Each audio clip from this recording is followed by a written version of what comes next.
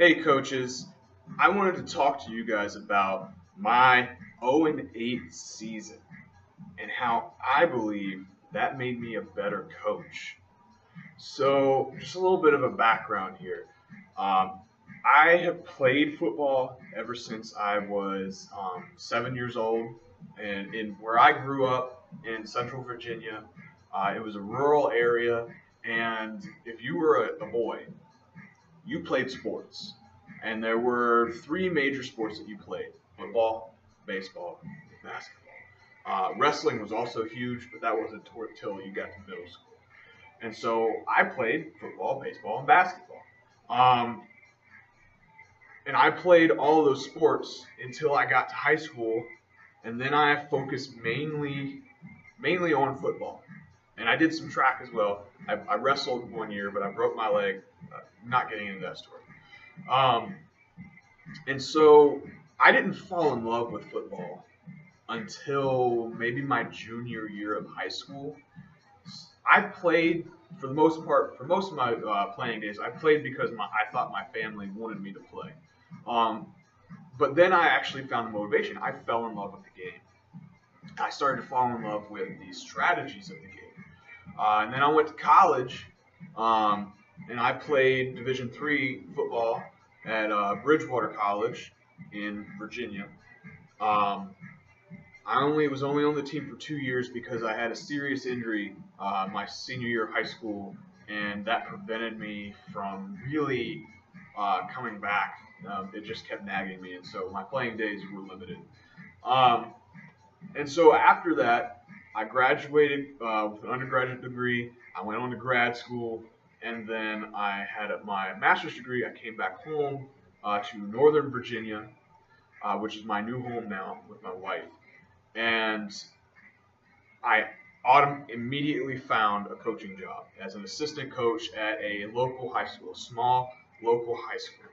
Um, when I say small, the high schools in Northern Virginia are quite large. So this school had at least 2,000 students. Um, I'm sure some of you have bigger schools or smaller schools. I consider that a small school.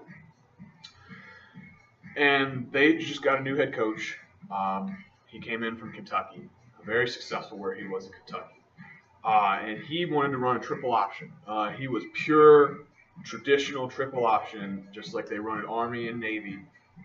Maybe a little bit more closer to the Army triple option, what they used to run a few years ago. And so I had a little bit of experience of that. I coached offensive and defensive line. But since it was my first year and I had never coached before, I was green and I didn't know what the heck I was doing. And so I was learning as much as I possibly could. I got hired as a teacher at another high school, and so that became a difficult situation where I was coaching at one school and teaching at another school. They were an hour apart, and so I ended up becoming like the film coordinator at the school that I was coaching at. The next year, I did not get hired at the school I was coaching at, and so I decided to try and coach at the school I was teaching at, which usually makes pretty good sense, right?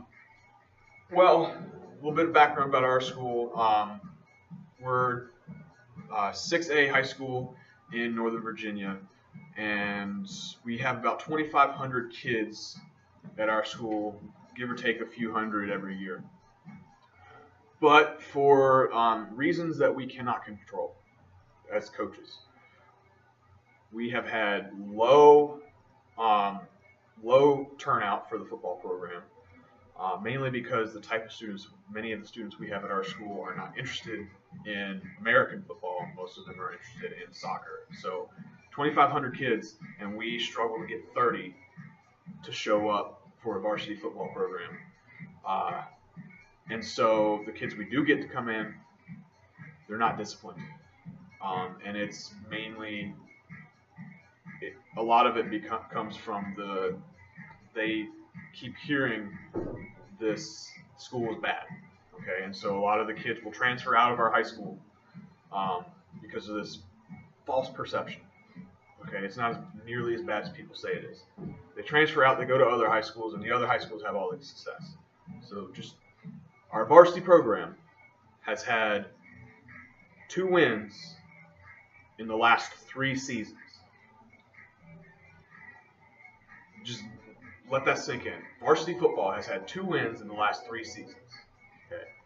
And so I come in and I want to coach. And so the head coach that was there at the time, he has since retired. But the head coach that was there at the time asked me if I wanted to help coach the freshman team. And I said, look, I'm willing to do whatever I need to do because I love this game, right? Well, it turns out the guys who were coaching the freshman team the year before had coached it for quite a few years. And the season before, they went 8-2, which was really good. And so they were excited about that group of kids. They left the freshman team to help out with the varsity team. And so there was a vacancy for the head coach of the freshman team, and I jumped on it, okay? I was young. I was 23 at the time, and I was like, that's mine. I want it, okay? And I'm glad I did it, and at the same time, it was so frustrating, and I'll tell you why in a little bit. I learned so much more from that season than I ever did as an assistant coach at the other school. And so I come in, and I'm just going to tell you, we lost every game that we played. Some of it, actually a lot of it was my fault because of my inexperience. And some of it was because we had low turnout, low morale. We lose a few games, a couple kids quit. Kids show up, they see that they're not going to be the starter, they quit.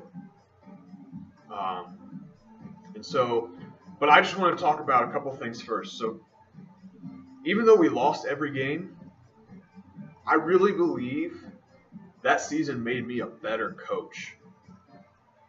I learned a lot during that season, okay?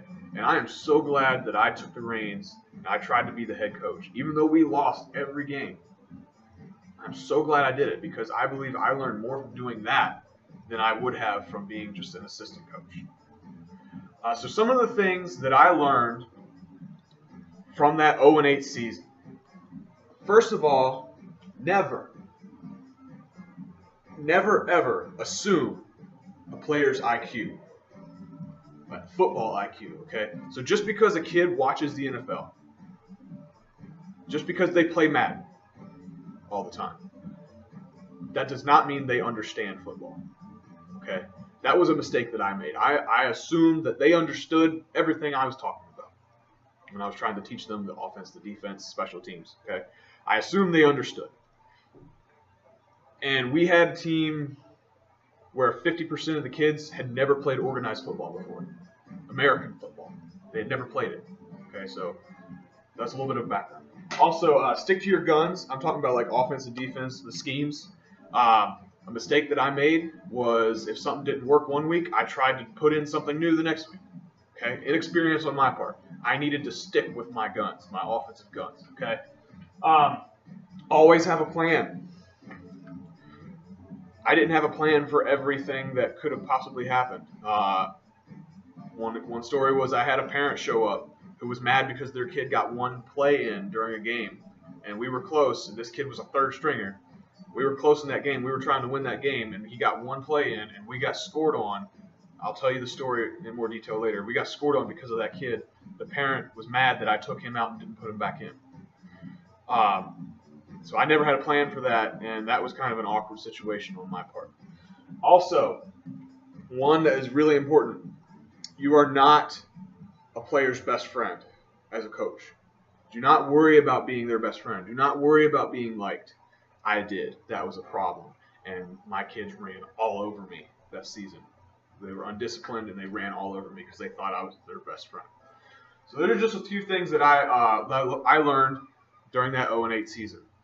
Now I'm going to have a video series where I'm going to start breaking down all of those pieces and talk about things that I learned. I'm going to talk about my experiences, give you my experiences. Maybe as a new coach, you could learn from them. I'm hoping you do learn from them. I also want, if you have any experiences similar to this and you learn from them, please comment, please contact me.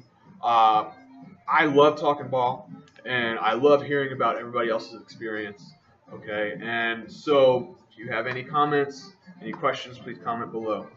If I missed anything, let me know. And please remember to stay obsessed.